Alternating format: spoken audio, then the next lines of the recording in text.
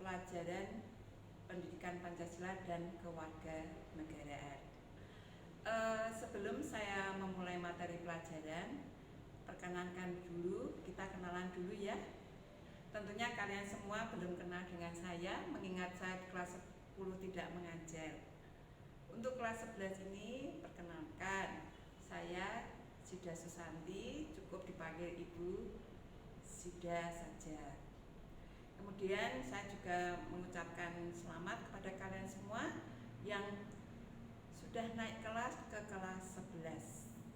Untuk menghemat waktu, marilah kita bersama-sama memulai kegiatan belajar mengajar.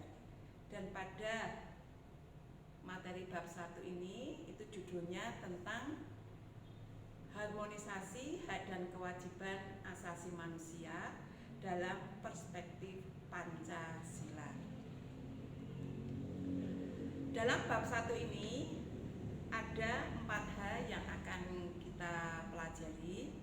Yang pertama itu tentang konsep hak dan kewajiban asasi manusia.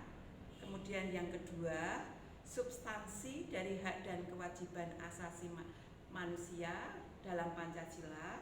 Kemudian yang ketiga, kasus pelanggaran hak asasi manusia. Dan yang keempat, upaya penegakan hak asasi manusia. Yang pertama tadi seperti yang sudah saya sampaikan, kita harus mengenal dulu tentang konsep hak asasi manusia. Apa itu hak asasi manusia? Para peserta didik yang saya cintai dan saya hormati, kita semua manusia. Manusia adalah ciptaan Tuhan.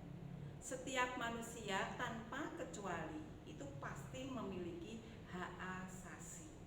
Karena apa? Hak asasi itu adalah anugerah dari Tuhan Yang Maha Esa kepada semua manusia.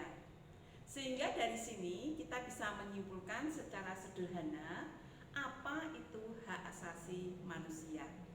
Hak asasi manusia adalah hak dasar atau hak pokok yang melekat pada diri setiap manusia sejak manusia itu lahir sebagai anugerah dari Tuhan Yang Maha Esa dan tidak dapat dipisahkan dari pribadi setiap manusia dan wajib dihormati oleh setiap orang.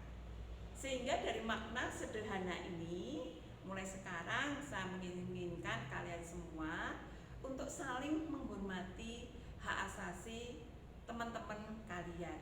Jadi saya harapkan tidak ada yang namanya melecehkan atau merendahkan hak asasi teman-teman kalian. Kemudian tentang hak asasi manusia di Indonesia itu diatur dalam peraturan tersendiri, yaitu dalam Undang-Undang Nomor 39 Tahun 1999. Jadi ini undang-undang tentang hak asasi manusia. Kemudian menurut undang-undang ini, apa itu hak asasi manusia? Hak asasi manusia adalah seperangkat hak yang melekat pada hakikat keberadaan manusia sebagai makhluk Tuhan Yang Maha Esa dan merupakan anugerahnya yang wajib dihormati, dijunjung tinggi, dan dilindungi oleh negara, hukum, dan pemerintah, serta setiap orang demi kehormatan serta perlindungan harkat dan martabat manusia. Kemudian yang kedua, apa itu ciri-ciri hak asasi manusia? Ada 4 ciri hak asasi manusia. Yang pertama itu bersifat hakiki. Apa arti hakiki?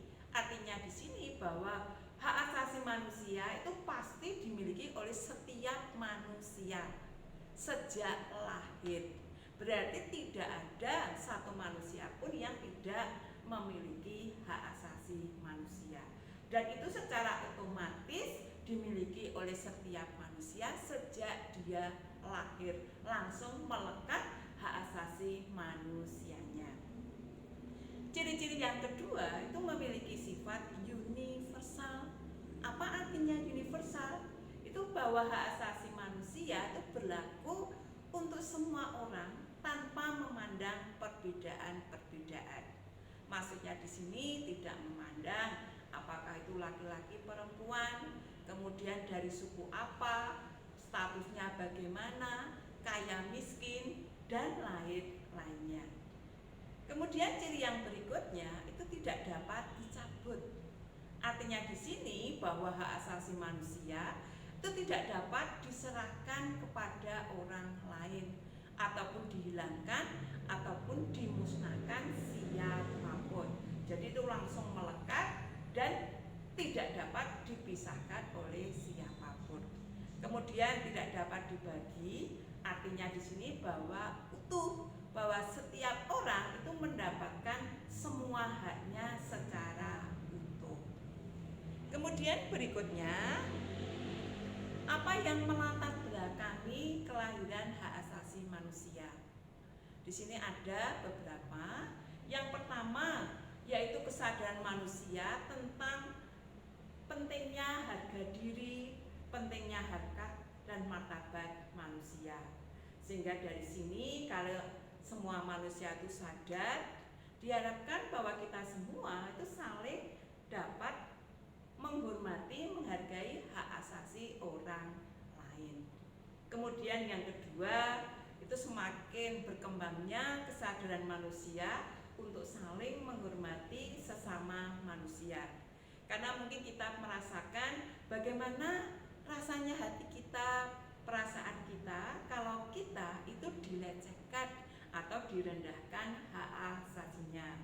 Maka dalam perkembangannya dari pengalaman sejarah atau kehidupan kita masing-masing, bagaimana rasanya direndahkan, makanya kita semua sadar untuk saling menghormati hak asasi setiap manusia.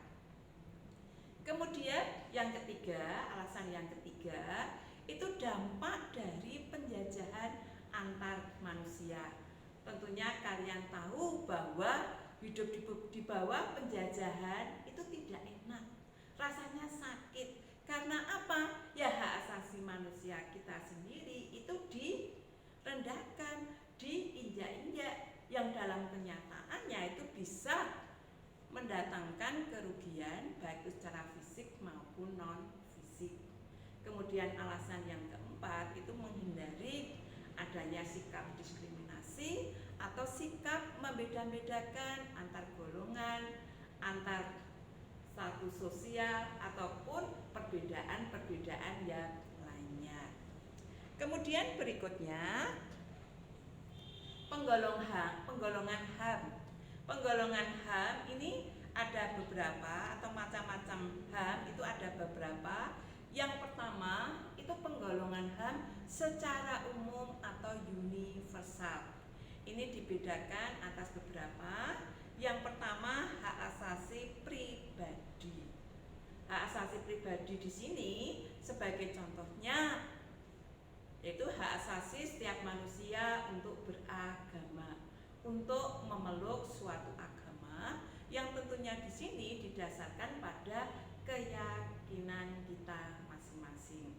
Kecuali itu juga hak asasi manusia untuk hidup. Tentunya hidup di sini tidak hanya sekedar hidup, tapi hidup dengan merdeka.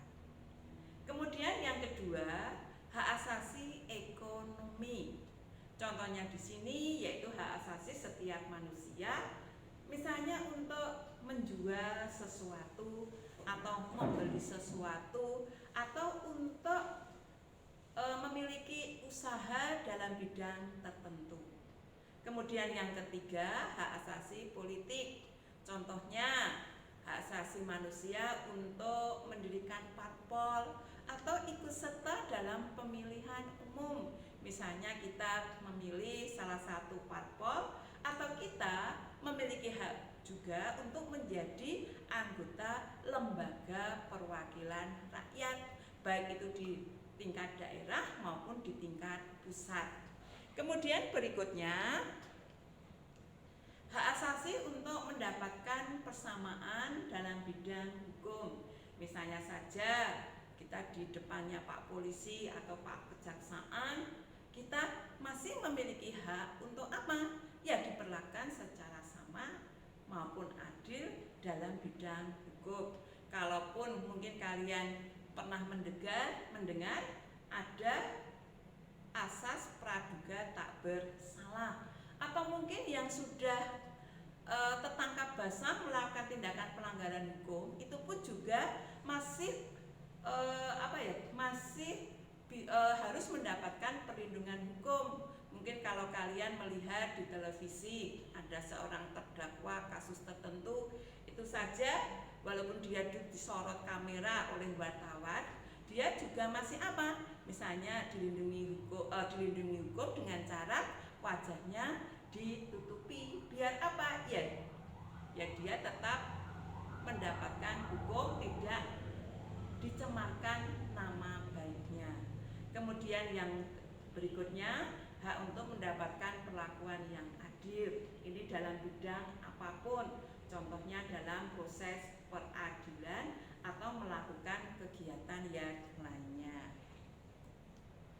Kemudian berikutnya, menurut Undang-Undang Hak Asasi Manusia tadi, di sini ada 10 hak asasi manusia, yaitu hak untuk hidup, hak untuk berkeluarga, hak untuk mengembangkan diri, memperoleh keadilan, hak atas kebebasan pribadi, kemudian hak atas rasa aman, hak atas kesejahteraan, hak turut serta dalam pemerintahan, ini hak bagi wanita maupun hak bagi anak-anak.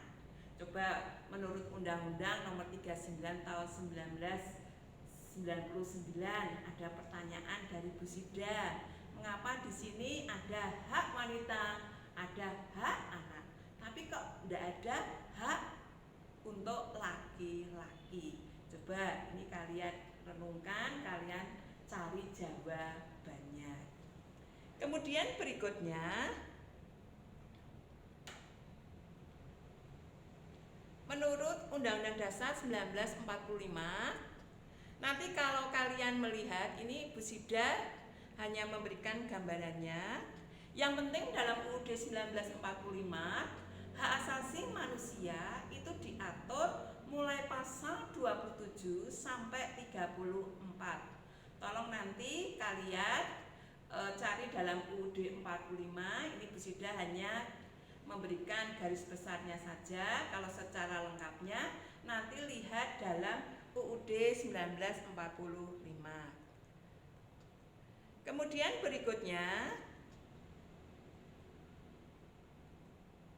menurut Universal Declaration of Human Rights atau Piagam Sedunia tentang Hak Asasi Manusia.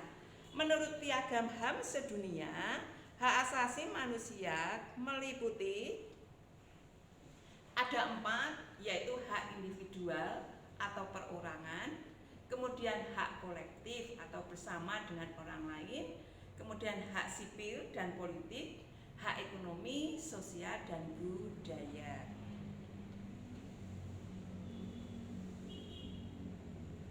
Kemudian berikutnya tentang kewajiban asasi manusia. Tadi hak asasi sudah kalian ketahui. Sekarang yang kedua, apa itu kewajiban asasi manusia? Kewajiban asasi manusia adalah segala sesuatu yang harus dilaksanakan dengan penuh tanggung jawab. Apalagi ini juga diatur dalam pasal 1 ayat 2 UUD Undang-Undang Nomor 39 Tahun 1999 adalah seperangkat kewajiban yang apabila tidak dilaksanakan tidak memungkinkan terlaksananya dan tegaknya hak asasi manusia. Yang kemudian di sini dapat disimpulkan bahwa hak dan kewajiban asasi itu ternyata mempunyai hubungan sebab akibat.